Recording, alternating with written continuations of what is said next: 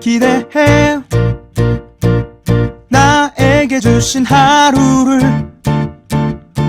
때론 피곤하고 일어나기 싫고 널 깨우는 알람 소리에 짜증도 나겠지만 안녕하세요. 오늘도 부른 말씀 권순민 목사입니다.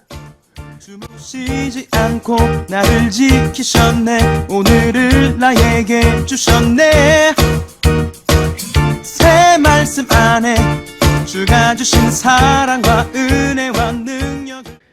오늘 우리에게 주시는 하나님 말씀은 이사야서 48장 14절에서 16절까지 말씀입니다.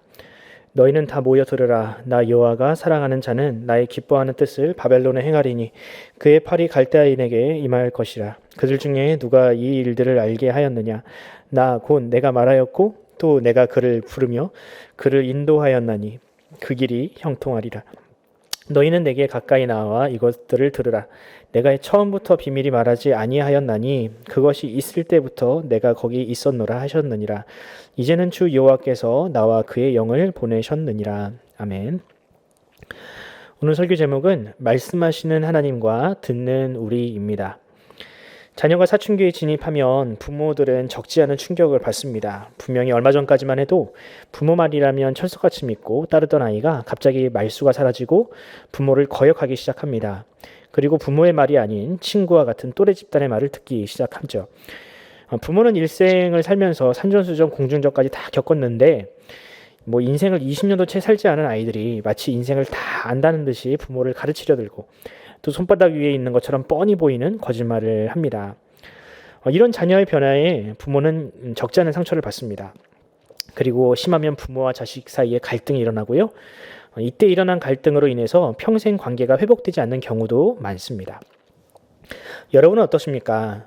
어떤 분들은 이 말에 깊이 공감하는 분이 계실 것이고 아직 자녀가 어리다면 설마 나한테 이런 일이 생기겠어 라고 생각하는 분들이 분명히 계실 겁니다. 그런데 여러분, 그런 일이 일어나도 절대 놀라거나 두려워하실 필요가 없습니다. 왜냐하면 여러분이나 저나 다 그런 시절을 겪었고요. 또 본질적으로 사람은 죄인이라 그런 거역과 반역을 할 수밖에 없는 존재라는 사실을 우리가 잊어서는 안 됩니다. 사람은 처음부터 그렇게 누군가의 말을 듣는 자리를 박차고 나왔습니다. 사람은 하나님의 말씀을 듣고 순종하기 위해 지음받았지만 첫사람인 아담과 하와는 하나님의 말씀을 듣는 것을 거절하고 오히려 하나님과 같은 위치에 서는 것을 꿈꾸다가 결국 에덴에서 쫓겨났습니다. 그뿐입니까? 이스라엘의 역사는 하나님의 말씀을 듣는 것을 거절하는 역사의 연속이었습니다. 이스라엘의 초대왕 사울은 하나님의 말씀을 번번이 거슬러 자신의 욕심과 야망을 쫓았던 대표적인 인물입니다.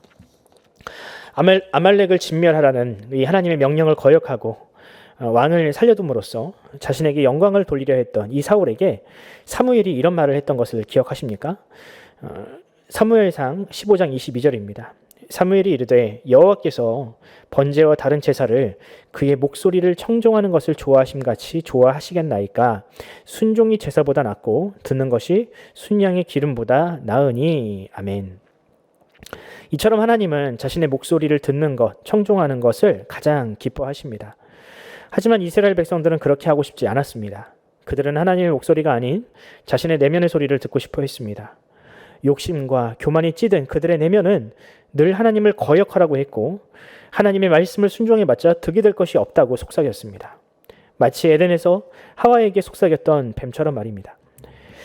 결국 그렇게 하나님의 목소리를 듣는 것을 거절했던 이 이스라엘 백성은 바벨론으로 끌려가는 비극적인 경험을 하게 됩니다.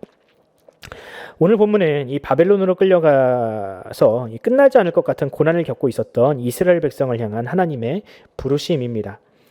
이 말씀을 통해 과연 하나님 앞에서 우리가 지켜야 할 자리는 어떤 자리이며 또 그것이 어떻게 가능한지 한번 살펴보도록 하겠습니다. 바벨론으로 끌려갔던 이스라엘 백성들은 극심한 고난 속에서 하나님을 찾게 되었습니다. 과거 하나님의 음성을 듣기 싫어했던 그들이었지만 고난은 그들로 하여금 하나님 앞으로 데리고 나오는 그런 효과를 발휘했습니다. 고난 속에서 하나님을 찾게 된 이 사람들에게 하나님께서 하신 일성은 바로 들으라였습니다. 이 들으라라는 명령은 단순해 보이지만 너무나도 중요한 의미를 담고 있습니다. 이 들으라라는 말 안에는 이것이 바로 우리의 창조된 목적이며 우리의 사명이 바로 여기에 담겨 있습니다. 여러분, 우리는 어떤 존재입니까? 우리는 하나님의 음성을 듣고 그분의 말씀에 순종해야 하는 존재입니다.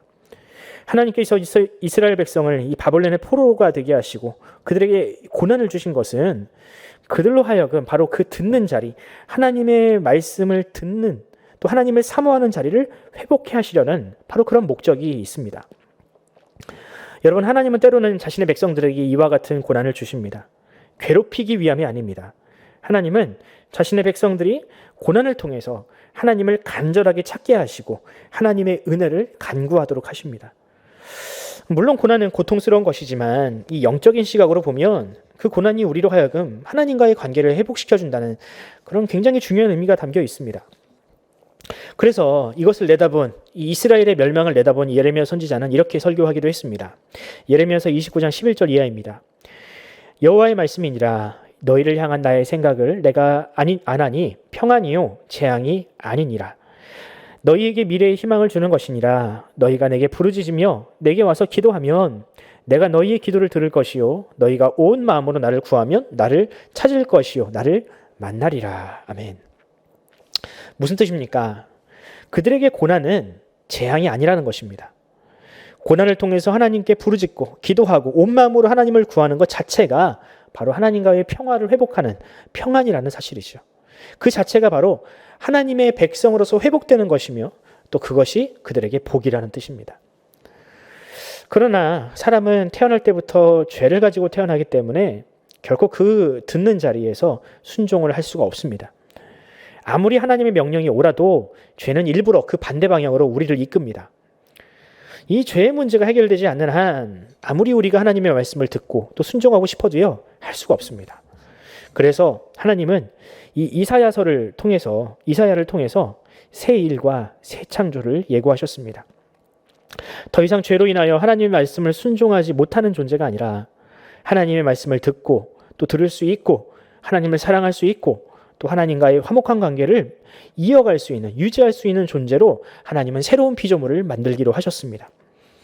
자, 그렇다면 그 새 창조와 새 피조물들은 과연 어떻게 이루어질까요? 우리 모두가 알다시피 예수 그리스도를 통해서 그 새 일이 이루어졌습니다. 예수님은 십자가에서 죽으심으로 말미암아 옛사람을 올가매고 있던 그 모든 죄의 문제를 해결하셨습니다. 그리고 성령님은 예수 그리스도를 믿음으로 이 죄의 문제가 해결된 사람에게 찾아가시고 내주하심으로 그들로 하여금 새로운 피조물이 되게 하셨습니다. 성령의 내주함을 입은 사람은 더 이상 옛사람과 같이 행동하거나 생각하지 않습니다. 죄의 노예가 되어서 죄와 욕심에 이끌려 다니지 않습니다. 오히려 하나님의 뜻에 순종할 수 있는 온전함과 거룩한 영혼을 그가 소유하게 됩니다. 여러분, 이것이 바로 하나님께서 빚으신 새 사람입니다. 새 창조의 결과물입니다.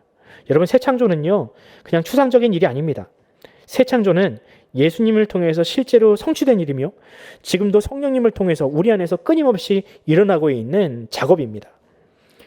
사도 바울은 이 이사야의 예언을 계승해서 이렇게 선언하지 않습니까? 고린도후서 5장 17절. 그런즉 누구든지 그리스도 안에 있으면 새로운 피조물이라. 이전 것은 지나갔으니 보라 새 것이 되었도다. 아멘. 사랑하는 성도 여러분, 이 사실을 믿으시기 바랍니다. 우리가 새로운 피조물이라는 사실, 또 우리가 구원받은 구원이 바로 이런 것, 바로 하나님의 말씀을 듣고 깨닫고 그것을 우리 삶 가운데 실행할 수 있는, 또 고난조차도 넉넉하게 이길 수 있는 것이야말로 바로 우리가 바로 그런 새로운 피조물이라는 사실을 여러분들 잊지 마시기 바랍니다. 혹시 여러분에게 이 바벨론 포로와 같은 극심한 고난이 찾아오셨습니까? 왜 하나님께서 이 전 세계를 신음케 하는 이 코로나 바이러스를 허락하셨는지 답을 찾을 수 없습니까? 저는 어쩌면 하나님은 우리에게 이렇게 말씀하고 계신 것은 아닌가 생각해 봅니다. 너희가 내 말을 들어야 산다. 그 말씀을 듣는 자리로 돌아와야 한다. 그것이 바로 너희가 구원받은 이유이며 또 이 세상이 너희를 필요로 하는 이유이다. 오늘 하루 이 구원받은 하나님의 백성으로서 우리에게 말씀하시는 그 하나님의 음성에 귀 기울이는 여러분이 되길 바랍니다. 무엇보다 하나님의 뜻을 이해하고 그것을 실천하는 그래서 오늘 본문의 15절 말씀처럼 그 어떠한 역경과 고난 속에 있다 할지라도 그 세상 속에서 하나님이 주시는 그 형통함과 복을 누리는 저와 여러분이 되기를 간절히 소원합니다. 기도하겠습니다. 사랑의 하나님 감사합니다. 주님, 우리로 하여금 옛 생활에 머물지 않게 하시고 우리를 새롭게 빚으심으로 예수 그리스도의 십자가의 피로 우리를 다시 살리심으로 우리를 새로운 피조물로 빚어주심을 감사합니다. 보라 새 것이 되었도다 라고 우리에게 선언하시고 우리 가운데 성령님을 주심으로 말미암아 그 일을 가능케 하심을 감사합니다. 하지만 때로는 우리가 아직도 옛사람의 습관에 젖어 있어서 내가 새 피조물이고 내가 새 사람이라는 사실을 망각함으로 말미암아 믿지 못함으로 말미암아 여전히 죄 가운데에서 허우적대는 우리가 발견하게 됩니다. 주님, 우리가 하나님을 향한 믿음으로 예수 그리스도를 향한 믿음으로 우리가 이 믿음으로 하나님의 말씀을 듣고 순종케 하시고 또 그것을 이 세상 가운데 선포함으로 하나님을 믿는 자, 예수 그리스도를 믿는 자가 얼마나 하나님께 주시는 그 복과 은혜를 누리고 사는지를 이 세상 앞에 당당하게 보여줄 수 있는 그런 복된 그리스도인들로 우리를 살아가게 하여 주시옵소서. 듣는 자는 복되다 하셨습니다. 주님, 우리가 그 듣는 복을 놓치지 않게 하여 주시옵소서. 감사드리며 예수 그리스도의 이름으로 기도드립니다. 아멘. 사랑하는 성도 여러분, 우리가 함께 기도합시다. 우리가 너무 하나님의 말씀과 멀어져 있지는 않습니까? 코로나 바이러스와 또한 예배를 드리지 못한다는 핑계로 하나님의 말씀의 자리 또한 예배의 자리를 너무 소홀히 하고 있지는 않습니까? 하나님, 나로 하여금 그 듣는 자리를 잘 지키게 하여 주시옵소서. 하나님의 말씀을 듣는 즐거움을 우리 속에서 다시 한번 회복시켜 주시옵소서. 우리의 자녀들 이 여름철에 건강 잃지 아니하게 하시고 우리 가족들이 늘 강건하여서 하나님 앞에서 우리가 몸과 마음이 강건한 그런 그리스도인들로 세상에 빛이 되게 하여 주시옵소서라고 기도하면서 오늘 하루를 시작하도록 하겠습니다. 함께 기도합시다.